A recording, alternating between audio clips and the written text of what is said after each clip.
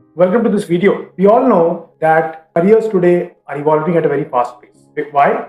One is because there is a cultural shift. Mindset of people are also changing, and that is giving birth to newer and newer careers. For example, there is a culture in the US where the family system is not very strong, unfortunately, and people feel loneliness. And to make themselves feel happy, they invite a cuddlist. Cuddlist will come and it will them, hug them, and make them feel happy. That is also a career. I don't know whether this career has scope in India because we have enough people to cuddle us probably.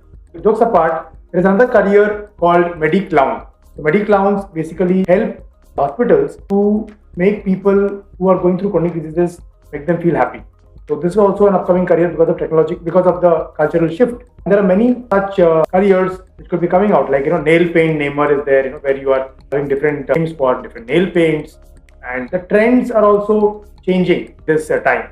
And the second point is actually a bigger reason, which is technological shift. That is causing the career landscape to evolve at a very faster pace. As a result, newer and newer careers are emerging, resulting in wider scope as well as varied scope in various fields, not only technology, but across sectors that we are going to see in this particular video. Before we move on, I would like to introduce myself as Akshay. You're coming to this channel for the first time. I have been working as a senior project manager at IIT Bombay since a decade, and I see that students are embracing this technological change. They are at a very faster pace, and it's important that we embrace technology change in order to stay updated with the latest career shifts that are happening. And to build a successful career journey, it's very important that we connect to them. But I see that in the outside world, many people are still stuck with the conventional options. Not that the options are bad, but they are not even aware what the new options are available. And because of which, they are getting stuck in the routine career choices. So to break this trend, I have found Career Vision Hub, the founder of this organization. And if you want to know more about this, to understand how to select the right career, to help the students in identifying the right mindset and the skill set that is required for the 21st century, I conduct webinars, seminars, as well as there are many programs that we have. So you can know more details by go to my website jakshay.com or careervisionhub.com. Let's now jump to understanding about the ever-evolving career landscape. So now you understand why the career landscape is constantly evolving.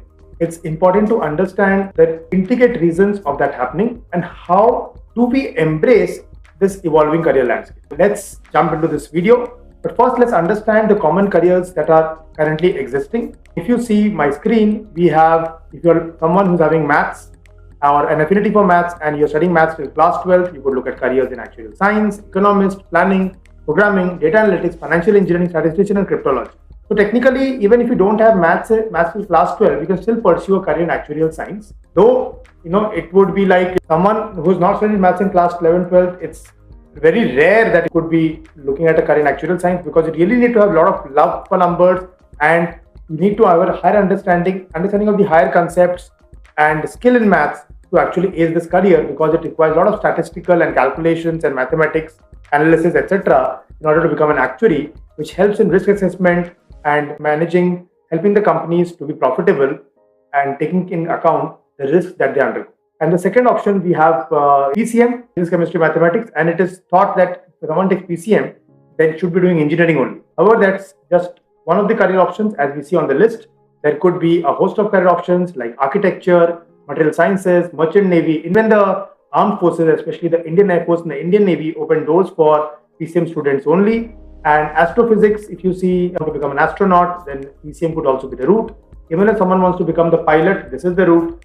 Plus computer science and machine learning also, students go for this particular career, especially related to the hardware component. And even in agriculture, if you're looking at the equipment and the hardware component, you could go through the PCM route.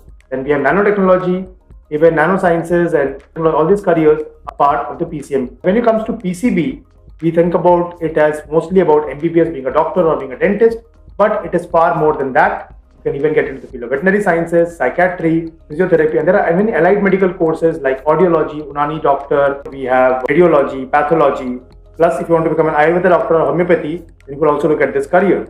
Then we have agriculture. Here again, having different fields like dairy technology and horticulture, etc. In the field of biotechnology, supported both from PCB and PCM generally. And if you have a love for the environment, then probably you will look at environmental science. Also, you could become a dietitian by helping people take care of their nutrition and health. And home science is also becoming popular, especially among the female students. Food technology, is a mixture of biology and chemistry. That could also be something you could be considering. Then, on the rightmost corner, we are open to also. These careers are actually open to all streams. Not that these careers are less in any way to the careers with math, PCM, and PCB. They have an equal amount of scope. And scope, I think, is already being busted. So we can understand that these different career options that are there, like business management, mass communication, are open to all streams.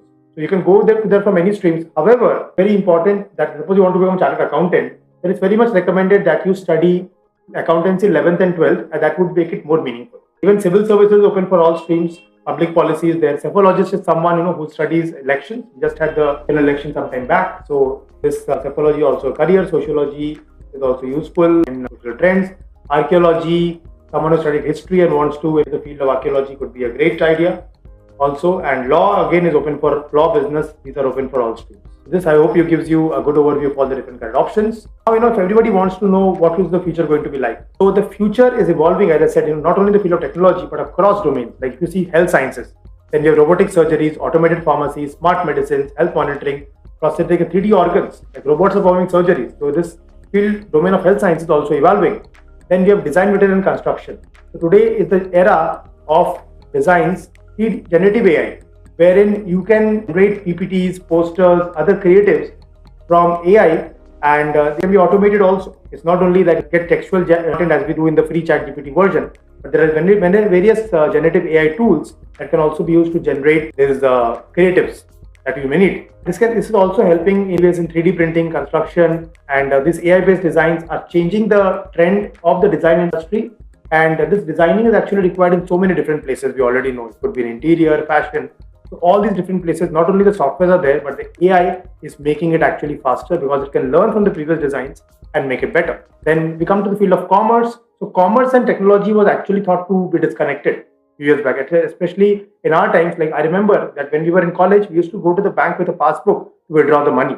And there were ATMs, few places, but not like today, where we can transfer money with the click of a button. Blockchain, cryptocurrency, smart money management, data security, all this is causing a shift in the entire field. And this is giving a birth to fintech. Fintech is what these companies like GPay, MobiKwik, PhonePe, UPI, all these things is basically causing a marriage of finance and technology. And giving a birth, we can do MBA in fintech, you can do certification courses, that is causing this, revolution.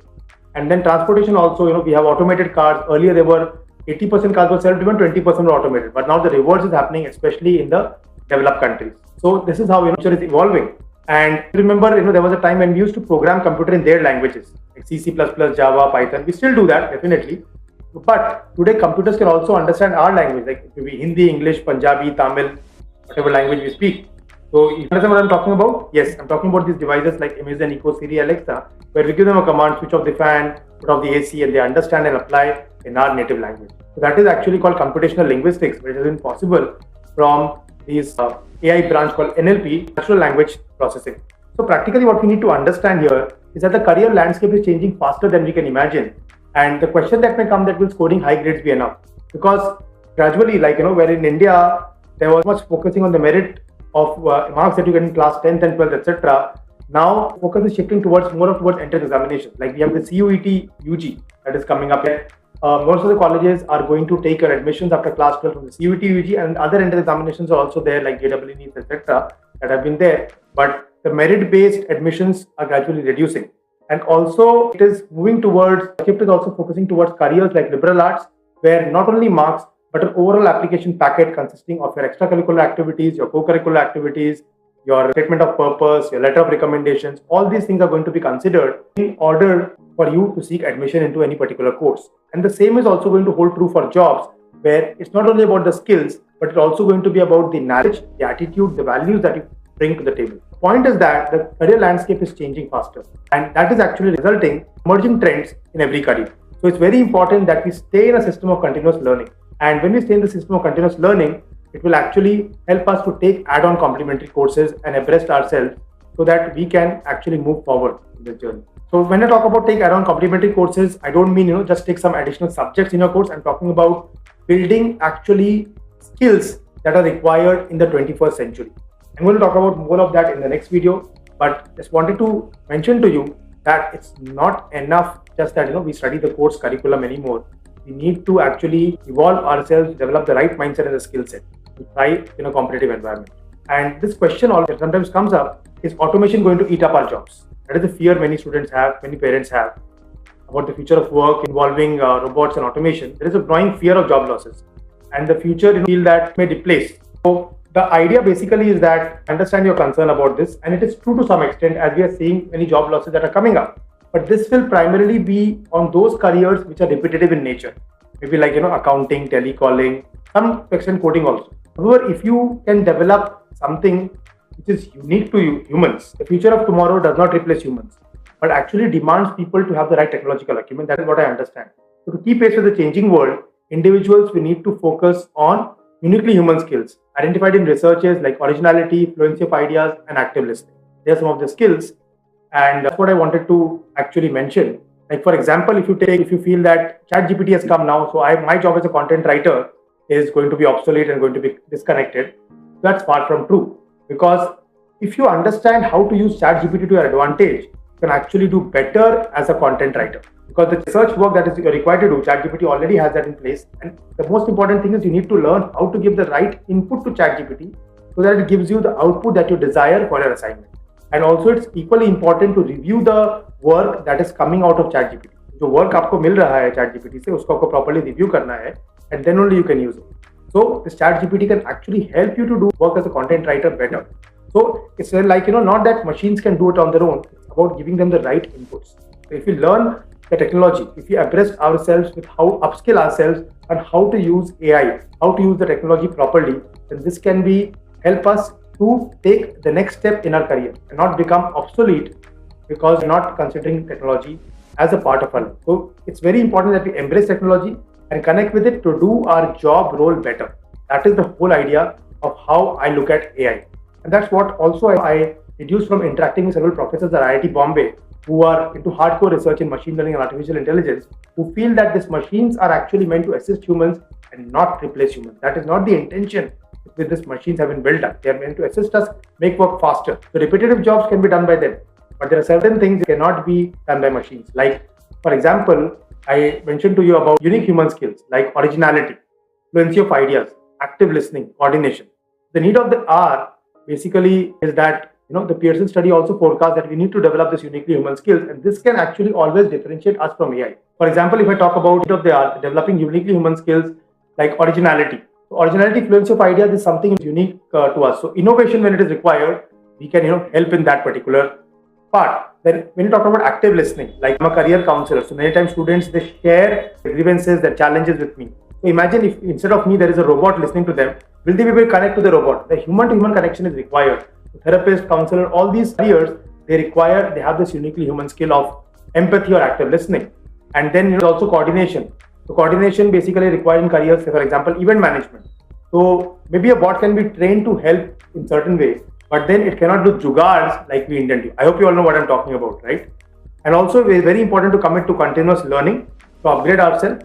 As I mentioned to you, that we need to connect ourselves with the technology, and also need to balance technology and HR. Both are required in their own, they both have their own way. If you look at technology is automating everything, then we will soon understand the importance of human being. On the other hand, we keep doing only manual work, then that will become inefficient and we will not stand the competition with other companies. And also students, please understand that we need to move beyond the college degree as the primary signal of employability.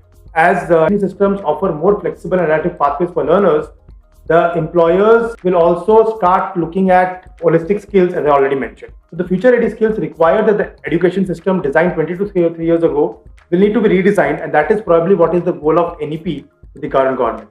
We are actually need to make our future generation prepared for this competitive environment. And how to do that, that's what we are going to see in the next video. If you found this video valuable, I'm sure you did because it has a lot of learning. So please like this video so that it can be visible to more people. Also, press the share button and share it with your friends, colleagues, or the parents who could understand and be more educated about the changing career landscape. Plus, subscribe to this channel because such interesting careers videos will come straight to you next time when I upload a video. Thank you very much and all the best.